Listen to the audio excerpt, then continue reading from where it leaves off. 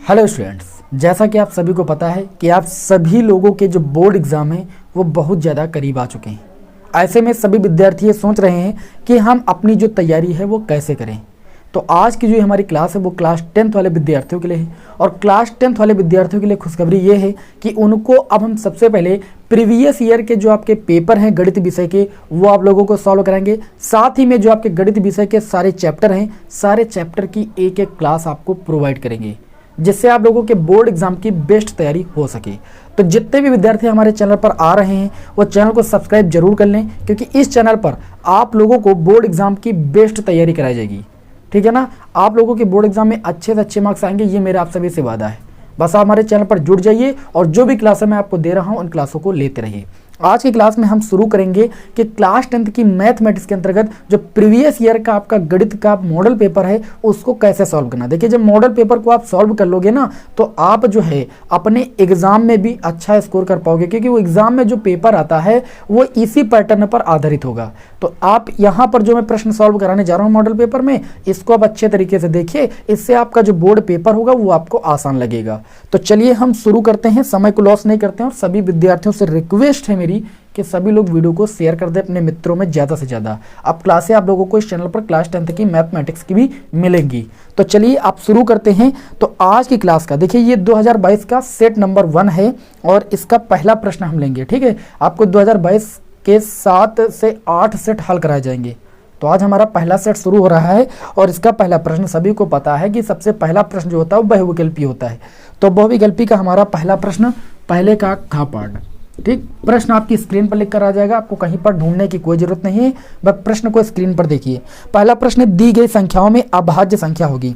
आप देखिए, आपको संख्या दी गई है 0, फिर 1 दी गई है दूसरे ऑप्शन में, फिर 2 दिया गया, फिर 8 दिया गया।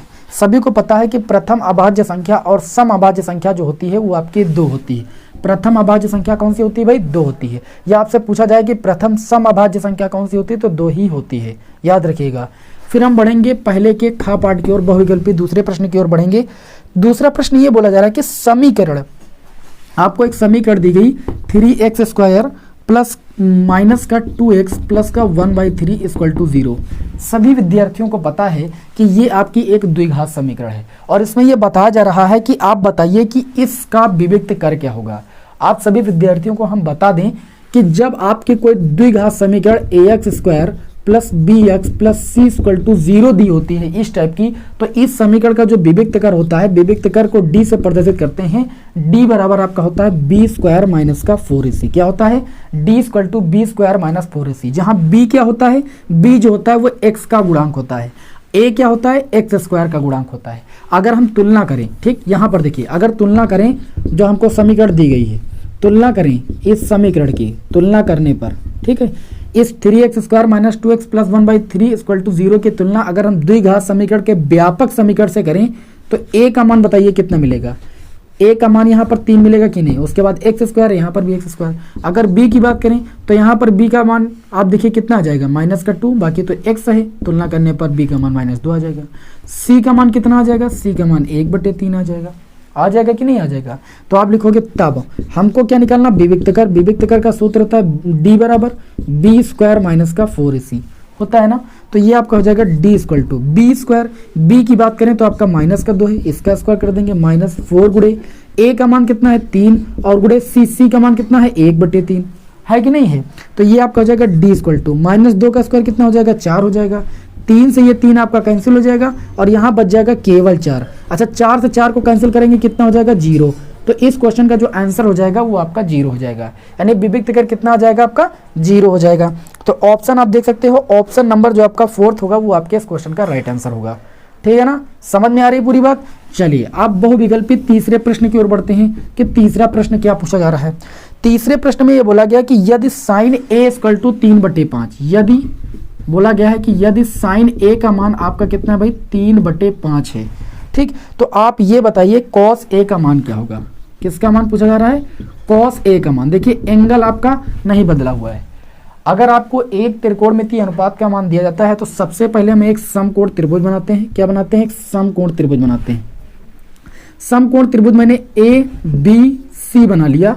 या मान लीजिए कोण ए यहाँ दे देते हैं, क्योंकि कोण ए का मान आपको दिया गया है, ए यहाँ पर नाम दे देते हैं, ये सी दे दिया, ये कोण ए है, क्या है भाई आपका, ये कोण ए है।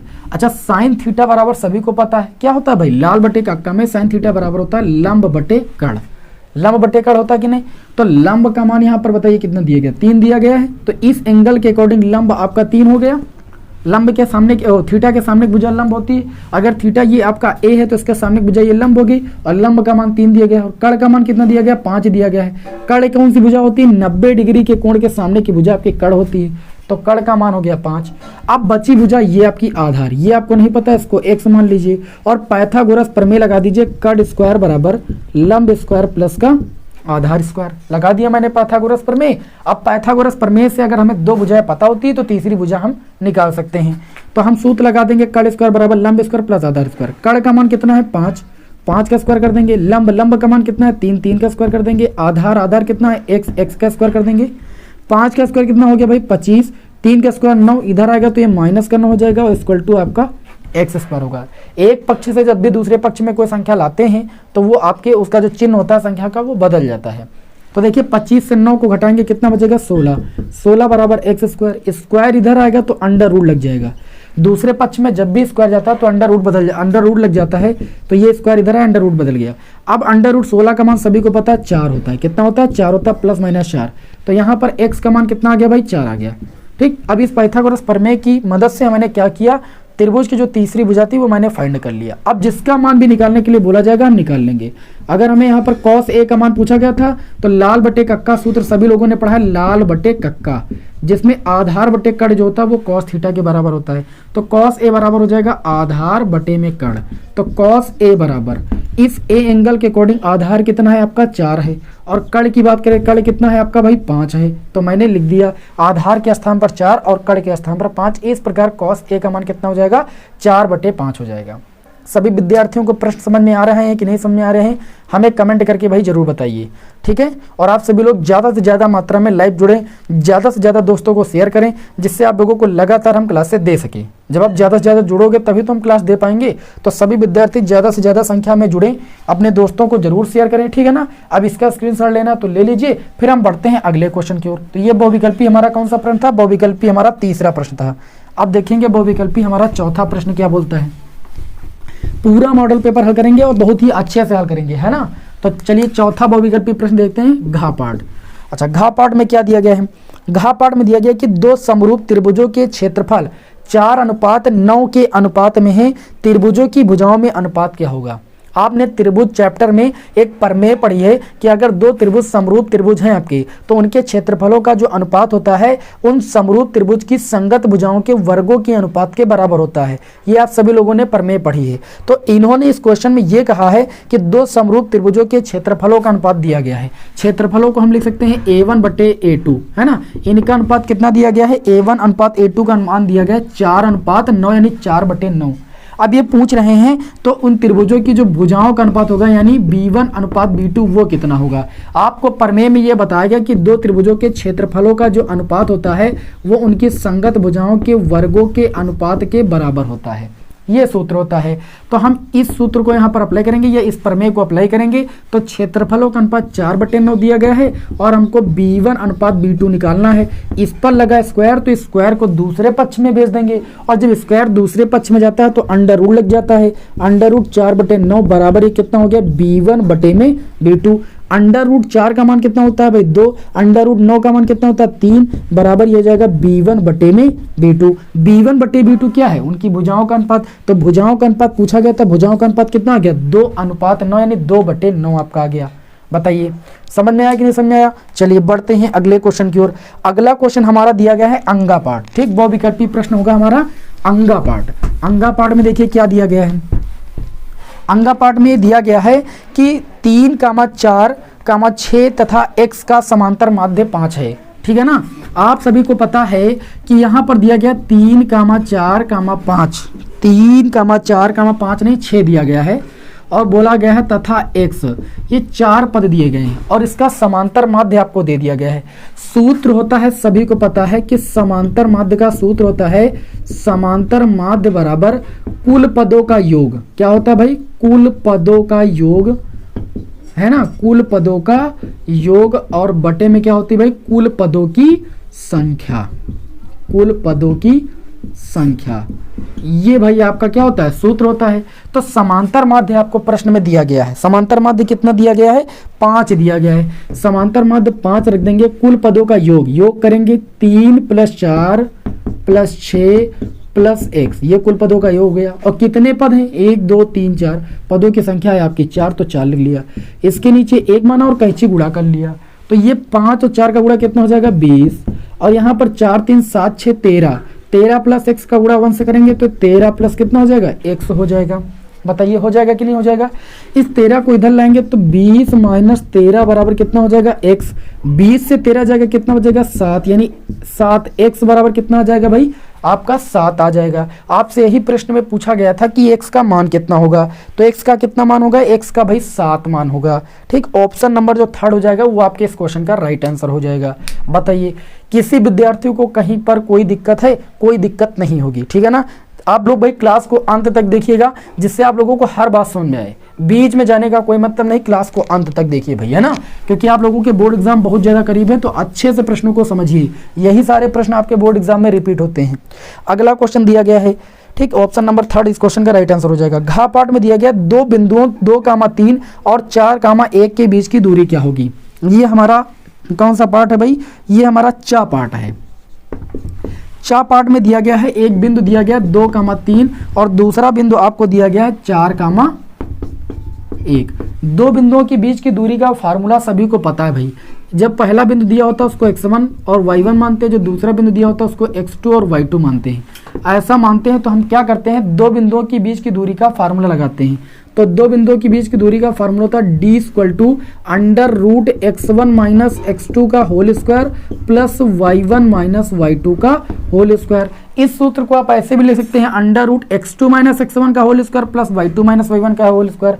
कोई दिक्कत नहीं है, बात एक ही है।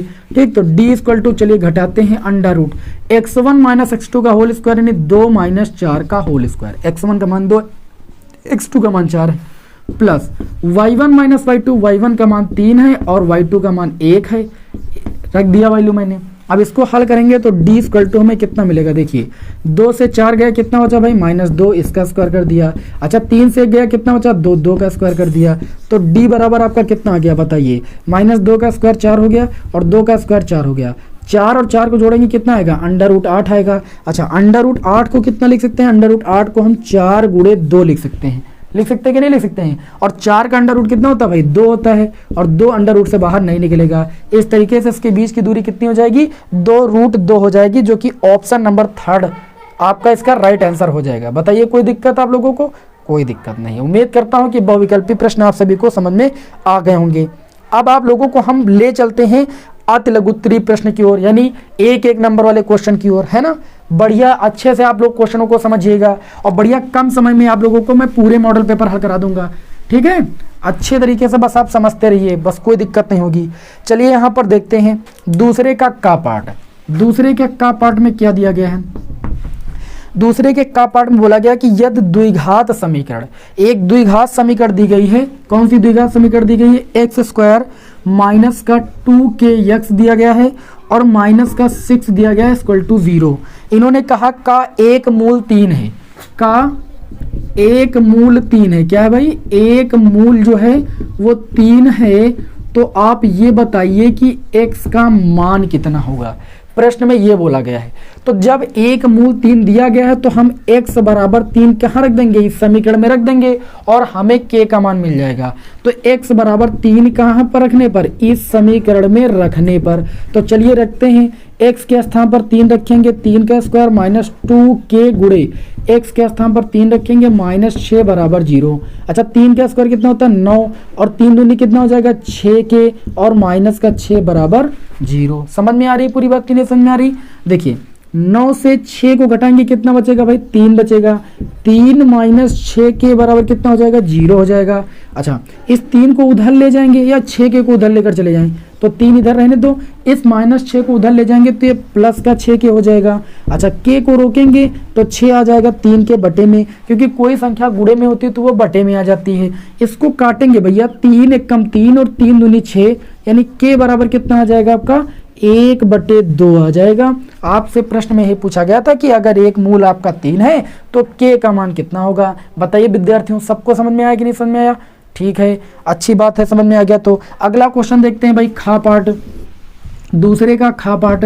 दूसरे का खा पाठ दिया गया त्रिकोणमिति से क्वेश्चन आया हुआ है कि 2 tan 30 डिग्री, कितना दिया गया 2 tan 30 डिग्री, और बटे में दिया गया है 1 + tan square 30 degree, 1 + tan square 30 degree. आपसे ये पूछा जा रहा है कि आप बताइए इसका मान कितना होगा। सभी को पता है त्रिकोणमितीय अनुपात की सारणी आप सभी को याद होगी, तो इसमें क्या करेंगे, इसमें लिखेंगे 2 गुणे tan 30 डिग्री का मान कितना होता है 1/√3। सभी को पता है ना tan 30 डिग्री की वैल्यू कितनी होती है 1/√3, अपान में आपका 1 + tan स्क्वायर 30 डिग्री है, तो tan 30 डिग्री का मान होता है 1/√3, स्क्वायर लगा तो इसके ऊपर स्क्वायर लगा देंगे। बताइए कोई समस्या? कोई समस्या नहीं भाई। अब चलिए गुणा कर लेते हैं, 2 एकम कितना हो जाएगा 2, बटे में आपका √3 लिख दिया, फिर पूरे के बटे में आ जाएंगे 1 + 1 का स्क्वायर करेंगे 1, ये स्क्वायर होल है ना, तो ये √3 का स्क्वायर करेंगे तो आपका रूट हट जाएगा ना 3 हो जाएगा। अब इसको सॉल्व कर लेंगे भाई, तो ये आपका कितना आ जाएगा, ये आ जाएगा 2/√3 और पूरे बटे में 3 एकम 3 और 1 कितना हो जाएगा भाई 4, और बटे में कितना हो जाएगा 3 हो जाएगा। अब आप सभी को पता है कि जो सबसे नीचे संख्या होती है कहाँ जाती है, ऊपर जाती है, तो ये 3 ऊपर जाएगा, तो 3 और ये 2 का गुणा हो जाएगा, और ये 4 और √3 का गुणा हो जाएगा, 4 गुणे में √3। अच्छा, सभी को पता है कि कोई संख्या अगर 2 बार रूट में लिखी होती है, ठीक है, तो उसका मतलब होता है क्या, रूट चिन्ह आपका मतलब पावर जो होती है उसका मतलब 1 होता है। 2 बार रूट का मल्टीप्लाई करने पर रूट हट जाता है। अगर मैं देखूं तो 2 लिखा है और 3 लिखा है, 3 को हम लिख सकते हैं ऐसा √3 गुणे √3। क्यों? क्योंकि √3 का गुणा 3 होता है, तो मैं ऐसा लिख सकता हूं। अच्छा, नीचे कितना लिखा, लिखा 4 गुणे √3, 1 √3 से 1 √3 कैंसिल हो जाएगा आपका, और ये 2 एकम 2, ये 2 दूनी 4 हो जाएगा, तो ऊपर बच गया √3 और नीचे बच गया 2, तो ये आपके इस प्रश्न का क्या हो जाएगा, आंसर हो जाएगा। उम्मीद करता हूं सभी विद्यार्थियों को अच्छी तरीके से क्लास समझ में आ रही होगी। सभी विद्यार्थी वीडियो को लाइक कर दें, चैनल पर नए सब्सक्राइब जरूर कर लें, क्योंकि आप लोगों को अगर क्लासें लेना है तो आप सभी लोग चैनल को सब्सक्राइब करेंगे, सपोर्ट करेंगे, तभी तो मैं आप लोगों को रेगुलर क्लास दूंगा। ठीक है, तो जल्दी जल्दी भाई चैनल को सब्सक्राइब कर लीजिए आप सभी लोग। चलिए अब आगे बढ़ते हैं गा पाठ की ओर। कहाँ बढ़ते हैं भाई, गा पाठ की ओर। तो गा पाठ में क्या बोला जा रहा है, अगले क्वेश्चन में बोला जा रहा है ये 2 समरूप त्रिभुजों के क्षेत्रफल। मैंने अभी आपको जो बताया था कि अगर 2 त्रिभुज समरूप है तो उनके क्षेत्रफलों का जो अनुपात होता है वो उनकी भुजाओं के वर्गों के अनुपात के बराबर होता है। ये आपने त्रिभुज चैप्टर में प्रमेय पढ़ी है। तो इन्होंने ये कहा है कि 2 समरूप त्रिभुजों का क्षेत्रफल दिया गया है। तो पहले समरूप त्रिभुज का क्षेत्रफल A1 का मान कितना दिया गया है भाई, 169 दिया गया है, और ये दिया गया है सेंटीमीटर स्क्वायर में। अच्छा, तो दूसरा त्रिभुज समरूप है, उसका क्षेत्रफल कितना दिया गया है, 225 सेंटीमीटर स्क्वायर दिया गया है। अच्छा, प्रश्न में क्या पूछा जा रहा है, प्रश्न में ये पूछा जा रहा है कि इनकी भुजाओं में अनुपात क्या होगा। मान लीजिए पहले त्रिभुज की भुजा B1 है और दूसरी की B2, तो आपको इसका अनुपात बताना है। आप कहोगे कि हम जानते हैं कि जो A1/A2 का मान होता है वो B1/B2 का होल स्क्वायर के बराबर होता है। अर्थात 2 समरूप त्रिभुजों के क्षेत्रफलों का अनुपात उनकी संगत भुजाओं के वर्गों के अनुपात के बराबर होता है। ठीक, यहाँ पर देखें A1 का मान कितना है आपका 169। अच्छा, बात करें A2 दूसरे त्रिभुज का मान क्षेत्रफल कितना है 225, हमने भैया रख दिया 225, और इक्वल टू अगर बात करें तो B1/B2 का होल स्क्वायर है, तो मैंने लिख दिया B1/B2 का होल स्क्वायर। अभी मैंने बताया कि स्क्वायर जब दूसरे पक्ष से इस पक्ष में आएगा तो वो अंडर रूट में बदल जाएगा, तो इसको लिख सकते हैं अंडर रूट, ये स्क्वायर इधर आ गया, किस पर आ जाएगा 169/225 पर आ जाएगा। इक्वल टू कितना हो जाएगा भाई B1 आपका B2 हो जाएगा। अब अंडर रूट 169 का मान कितना होगा बताओ, 13 होगा कि नहीं। अंडर रूट 169 का मान 13 होता है, और अंडर रूट 225 का मान कितना होता है 15 होता है। तो इनकी भुजाओं का अनुपात कितना आ गया भाई 13:15 आ गया। ठीक है ना, बताइए समझ में आया कि नहीं समझ में आया। समझ में आया तो भाई कॉपी पेन एकदम साथ में लेकर बैठिएगा और प्रश्नों को नोट करते रहिएगा। ठीक, मैं पूरा आप लोगों को यहाँ पर सॉल्यूशन कराऊंगा, कोई भी प्रश्न नहीं छोड़ूंगा। समझ रहे हो कि नहीं समझ रहे हो? तो चलिए भाई, हम समय को लॉस नहीं करेंगे, ठीक है ना, और नेक्स्ट क्वेश्चन की ओर बढ़ेंगे, क्योंकि आपके पास भी समय कम है और हमारे पास भी समय कम है और आपको हमें ज़्यादा से ज़्यादा पढ़ाना है। अगले क्वेश्चन की ओर बढ़ते हैं भाई। अगला घा पाठ क्या बोलता है? घा पाठ क्या बोलता है? प्रश्न घा पाठ में बोला जा रहा है कि 12 व्यक्तियों के भार का समांतर माध्य दिया गया है। अच्छा, समांतर माध्य बराबर सभी को सूत्र मैंने अभी बताया कि समांतर माध्य का सूत्र होता है कि कुल पदों का योग और बटे पदों की क्या होती है भाई? संख्या। यही तो सूत्र होता है। तो समांतर माध्य देखिए प्रश्न में दिया गया, कितना दिया गया? 45.6 किलोग्राम दिया गया, 45.6 रख दिया। अच्छा, मुझे योग निकालना है और व्यक्तियों की जो संख्या दी गई वो कितनी दी गई भाई? 12 दी गई। अब योग का मान निकालना है तो इसके नीचे 1 मानेंगे और कैंची गुणा कर लेंगे हम। ठीक, तो देखिए 12 छन का 12 छन कितना होता है? 72 हासिल है 7, 12 पंचे 60 और 7 हासिल कितना हो जाएगा? 67 हासिल आया 6, 67 में 7 लिख दिया, 6 हासिल आया। 12 चौक 48, 48 और 6 कितना हो जाएगा भाई? 54। 1 अंक आगे लगा था, 1 अंक आगे लगा दिया, इक्वल टू योग हो गया। हमको योग ही निकालना था और ये आपका योग आ चुका है। बताइए समझ में आ रहा है? ठीक, आगे बढ़ते हैं अगले क्वेश्चन की ओर। तो अब हमारा जो होगा खंड बदल जाएगा, तीसरा प्रश्न आ जाएगा और तीसरे के का पार्ट को हम हल करेंगे। ये प्रश्न हमारे 2-2 नंबर वाले हैं, अभी तक जो हल करा रहे थे ये सारे 1-1 नंबर वाले थे। अब चलिए बढ़ते हैं भाई तीसरे के का पार्ट की ओर। अभाज्य गुणनखंड विधि द्वारा 96 और 404 का HCF और LCM ज्ञात कीजिए। HCF क्या होता है? हाईएस्ट कॉमन फैक्टर, जिसको हम बोलते हैं मासा, महत्तम समापवर्तक, और LCM होता है लीस्ट कॉमन मल्टीपल, यानी आपका लघुत्तम समापवर्तक। तो इन्होंने संख्याएं कौन कौन सी दी हैं? इन्होंने संख्याएं दी हैं, आपकी पहली संख्या 96 और दूसरी संख्या दी गई है 404। इन्होंने कहा भाग विधि द्वारा इनका मासा निकालिए। तो मासा निकालने के लिए हम छोटी संख्या को क्या करते हैं? भाग दे देते हैं किस बड़ी संख्या से। चलिए भाग करते हैं। ये कितनी बार जाएगा? 4 बार करीब करीब जाएगा। 4 6 कितना हो जाएगा? 24 और 4 9 ये कितना हो जाएगा? 36 और 36 में 2 हासिल, ये कितना हो गया? 38। 4 से 4 को घटाएंगे 0 बच जाएगा और 40 से 38 घटाएंगे 20 बच जाएगा। अब जो संख्या बचती है उसको हम पुनः भाग देते हैं इस संख्या से, जब तक भाग देते हैं जब तक हमें शेषफल 0 ना मिल जाए। तो हम पुनः भाग करेंगे तो 20 चौको कितना हो जाएगा? 80 हो जाएगा। अच्छा, 96 से 80 जाएगा, 16 बचेगा। पुनः हम 16 को भाग करेंगे 20 से, तो भाग किए तो 16 एक कम 16 हो गया, बचा हमारा 4। 20 से 16 गया, 4 बचा। 4 को पुनः भाग कर देंगे हम किससे भाई? 16 से, तो 4 चौक कितना हो जाएगा? 16। अब हमें शेषफल मिल जाएगा 0। ठीक है ना? तो इस तरीके से हमें भागफल अंत में कितना मिला? 4 मिला। तो हम कहेंगे जो HCM हो जाएगा वो कितना हो जाएगा? 4 हो जाएगा। मतलब जो आपका मासा हो जाएगा वो 4 हो जाएगा। इस तरीके से भाग विधि द्वारा मासा निकालना है, नहीं SCM निकालना है। अच्छा, लासा निकालना है तो लासा निकालने के लिए क्या करेंगे? हम 96 के फैक्टर कर लेंगे और 404 के फैक्टर कर लेंगे, और दोनों के फैक्टरों में जो मैच करेगा उसको एक बार लिख लेंगे और जो नहीं मैच करेगा उसको भी लिख लेंगे। देखिए लासा कैसे निकालेंगे इन दोनों संख्याओं का। तो लासा निकालने के लिए आपको कुछ नहीं करना है, 96 के आपको ऐसे फैक्टर कर लेने हैं। 2 से काटिए, 2 चौके 8, 2 8 16, फिर 2 से काटिए 2 दूनी 4 और 2 चौके 8, फिर 2 से काटिए 2 1 कम 2, 2 दूनी 4, फिर 2 से काटिए 2 6 12, फिर 2 से काटिए 2 3 6, फिर 3 से कटेगा 3 1 कम 3। इसके फैक्टर यहाँ पर आप देख सकते हो कितने लेकर के आ गए? 2 गुणे 2 गुणे 2 गुणे 2 गुणे 2, 5 बार 2, 2 2 4 5, फिर गुणे में 3। इस तरीके से ये आपके गुणनखंड आ गए। अच्छा, जो दूसरी संख्या है 404, इसके फैक्टर हम करेंगे 2 दूनी 4, 2 दूनी 4, फिर 2 से काटेंगे 101, और 101 संख्या केवल 101 से ही कटेगी। तो इसके हमें फैक्टर कितने मिल गए? 2 गुणे 2 गुणे 101। इस तरीके से इस संख्या के फैक्टर मिल गए। अच्छा, लासा निकालने के लिए हम क्या करते हैं? जो चीज़ मिलती है, जैसे मैं देख रहा हूँ 2 इसमें मिल रहा है, 2 इसमें मिल रहा है, तो एक बार लिखेंगे। इसमें 2 मिल रहा है, इसमें 2 मिल रहा है, इसको भी एक बार लिखेंगे। अब बाकी चीज़ें जो नहीं मिल रही इनको सबको उतार लेना है लासा में। देखो 101 नहीं मिल रहा है, 101 को उतार लिया, और ये इतनी संख्याएं नहीं मिल रही इनको भी उतार लेंगे। 2 गुणे 2 गुणे 2 गुणे 3, और इन सारी संख्याओं का मल्टीप्लाई कर लेंगे तो हमें क्या मिल जाएगा? लासा मिल जाएगा। गुणा करना तो जानते हो भाई, ठीक है ना? सभी विद्यार्थी गुणा करना जानते हैं। गुणा कर लीजिएगा तो आपको लासा मिल जाएगा। क्या मिल जाएगा भाई? लासा मिल जाएगा। चलिए अब हम बिना समय को लॉस किए हुए और बढ़ेंगे अगले क्वेश्चन की ओर, है ना? क्योंकि कम समय में हमें ज़्यादा से ज़्यादा आप सभी को पढ़ाना है और बोर्ड एग्जाम की बेस्ट तैयारी करानी है। चलिए बढ़ेंगे भाई नेक्स्ट क्वेश्चन की ओर।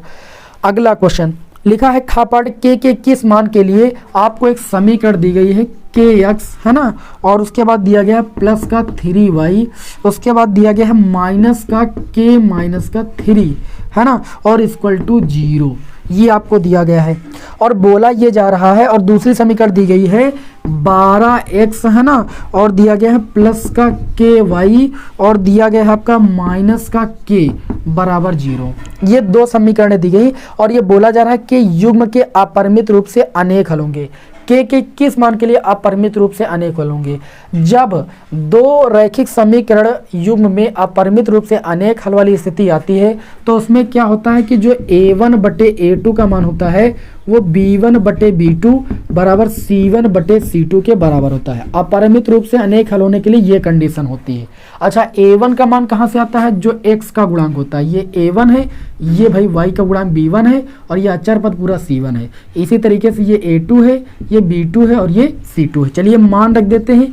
a1 का मान k है और a2 का मान कितना है? 12 है बराबर b1 का मान 3 है और b2 का मान k है। इतना लेकर ही हल कर लें। हालांकि होता अपरिमित रूप से अनेक हल में तीनों चीजें बराबर होती है। आप किसी को लेकर हल कर सकते हो, चाहे इन दो को लेकर के हल करो और चाहे इन दो को लेकर हल करो, क्योंकि सब आपस में बराबर हैं।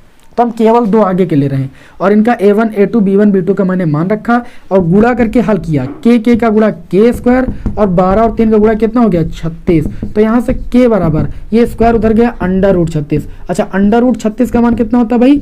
6 होता है भाई, प्लस माइनस 6। तो के का मान कितना हो जाएगा? के का मान 6 हो जाएगा। ठीक, जिसके लिए इसके जो हल होंगे वो अपरिमित रूप से अनेक हल होंगे। स्थिति याद रखिए, अपरिमित रूप से अनेक हल के लिए ये स्थिति होती है बस। ठीक, के का मान निकल आएगा। चलिए भाई बढ़े अगले क्वेश्चन की ओर। चलिए बढ़ते हैं गा पार्ट की ओर, है ना। इसको रफ करें, इसको रफ कर देते हैं। अब हम बढ़ेंगे गा पार्ट की ओर, है ना। समय को लॉस बिल्कुल भी नहीं करेंगे, गा पार्ट की ओर बढ़ेंगे।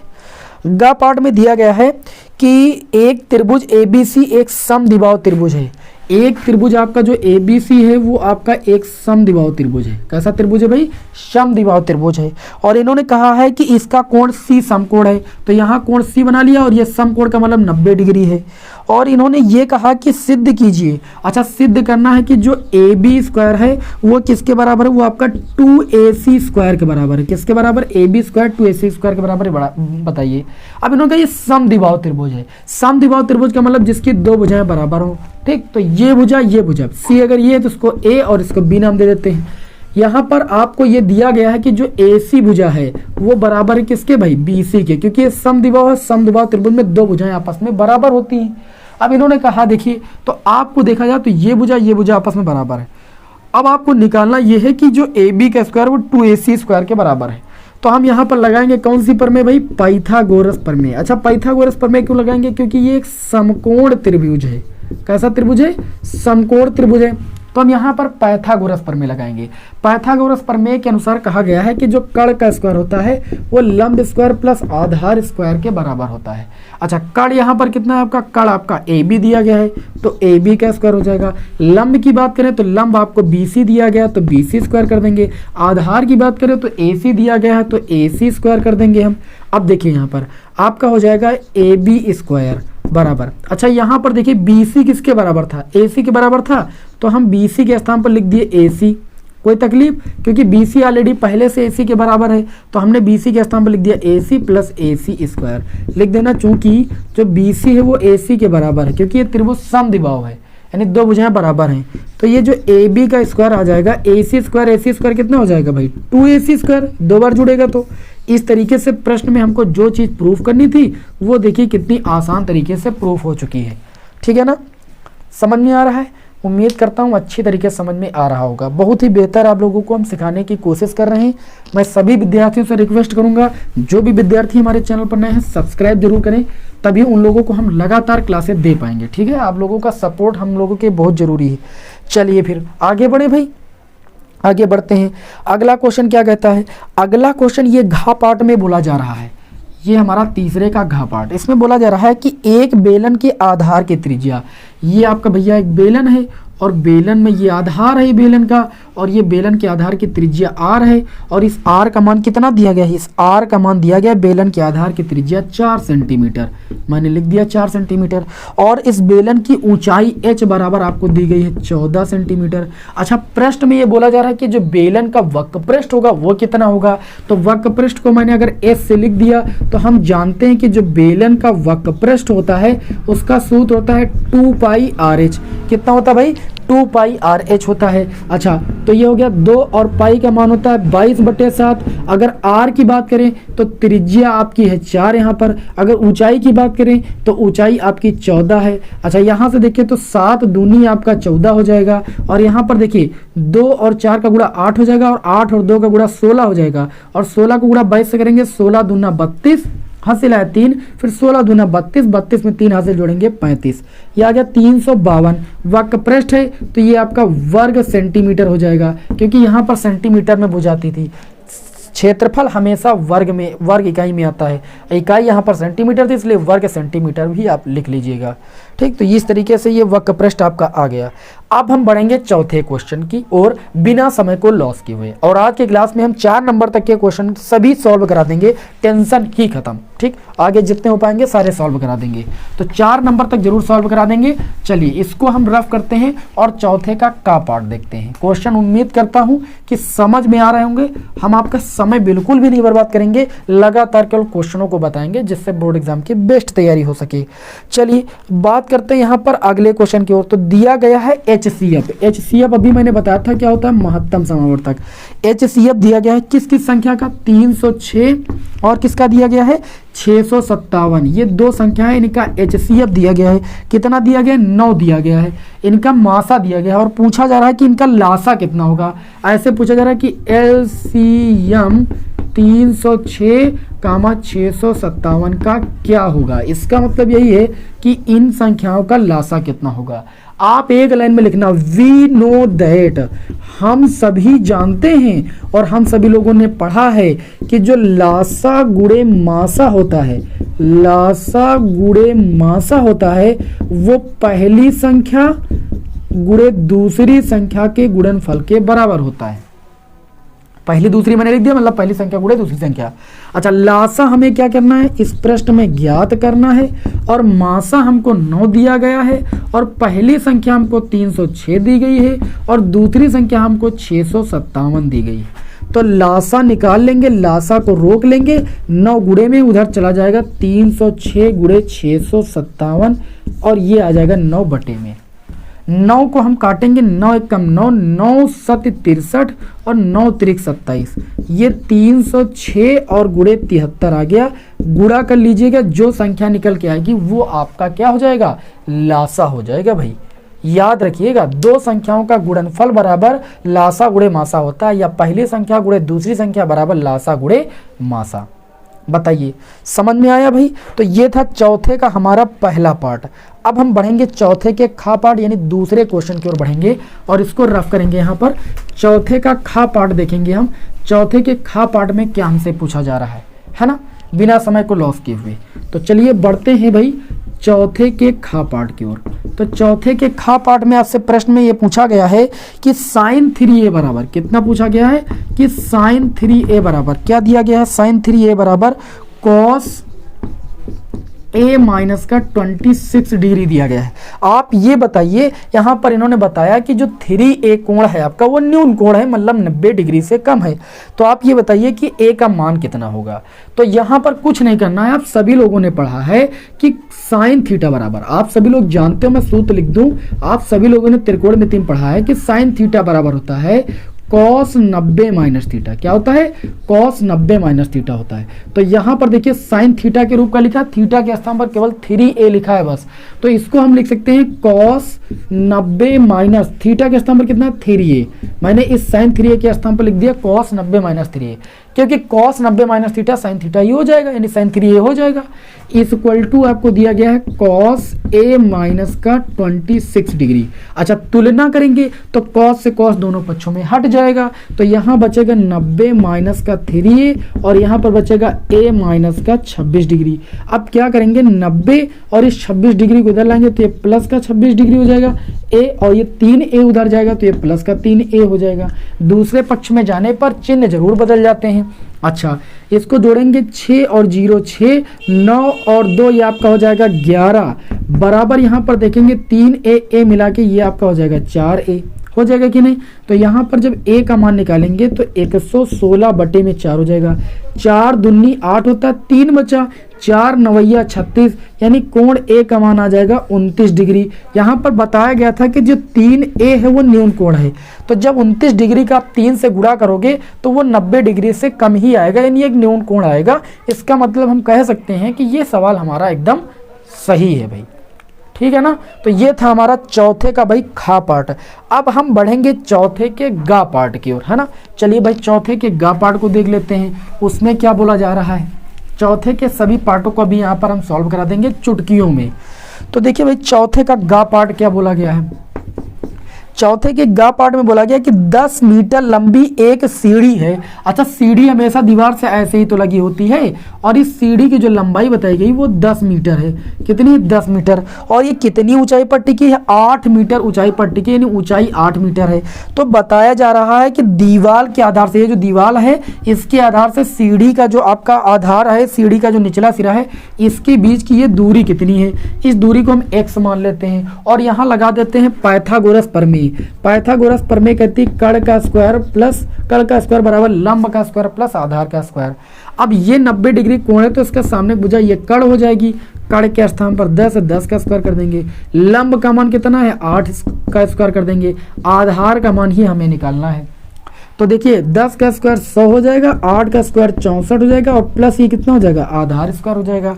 अच्छा 100, ठीक, और इस 64 को इधर लाएंगे तो माइनस का 64 और बराबर कितना हो जाएगा? आधार स्क्वायर हो जाएगा। अच्छा 100 से 64 को घटाएंगे तो 100 से जब 64 जाएगा तो आपका कितना हो जाएगा? 36 बचेगा, ये बराबर आधार स्क्वायर हो जाएगा। अच्छा स्क्वायर जब दूसरे पक्ष में आता है तो ये अंडर रूट में बदल जाता है, तो ये अंडर रूट 36 हो जाएगा। अब यहाँ पर बात करें तो अंडर रूट 36 का मान कितना होता है भाई? 6 होता है।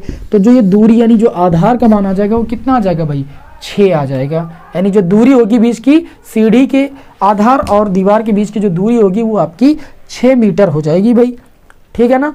चलिए अब हम बढ़ेंगे अगले क्वेश्चन घा पार्ट की ओर।